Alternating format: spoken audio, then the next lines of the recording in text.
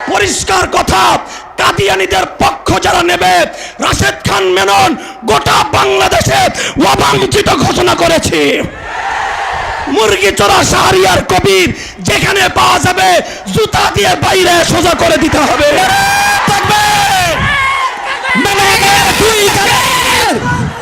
জুতা মারো তালে তালে, শাহরিয়ার কবিরের দুই গালে জুতা মারো তালে তালে, জুতা মারো তালে তালে।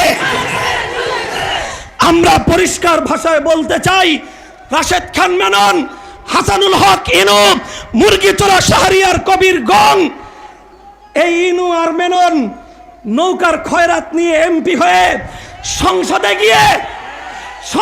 গিয়ে খতমে নবুয়তের বিরুদ্ধে কথা বলবে আর কাদিয়ানীদের দালালি করবে। পরিষ্কার বলতে চাই, নাসিমের মুখটা সামলায় রাখেন।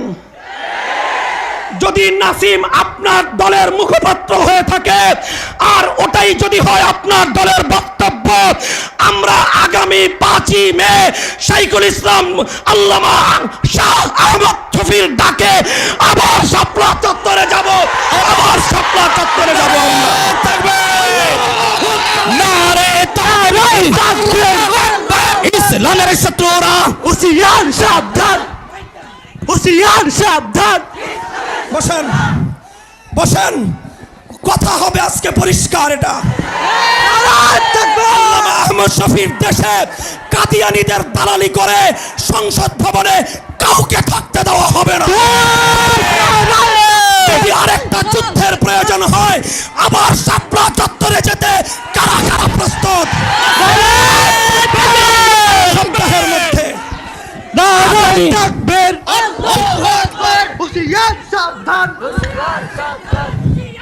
মিস্টার মেনন সাহেব বাবার কুসন্তান, কথা আসতে বলবেন না। মিস্টার মেনন সাহেব, আপনি আপনার বাবার কুসন্তান। পরিষ্কার ভাষায় বলতে চাই, আপনাকে জাতির সামনে পরিষ্কার করতে হবে। তথাকথিত আহমদিয়া মুসলিম জামাতকে কাফের মনে করেন কিনা? যদি মনে না করে থাকেন, আপনিও কাফের, আপনিও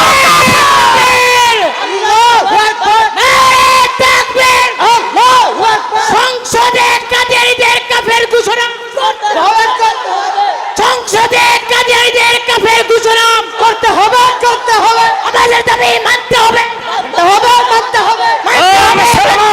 আমাদের দাবি মানতে হবে। বাংলাদেশে আমরা যারা ইসলাম নিয়ে কথা বলি, মেনন সাহেব বলেছেন মোল্লাতন্ত্র।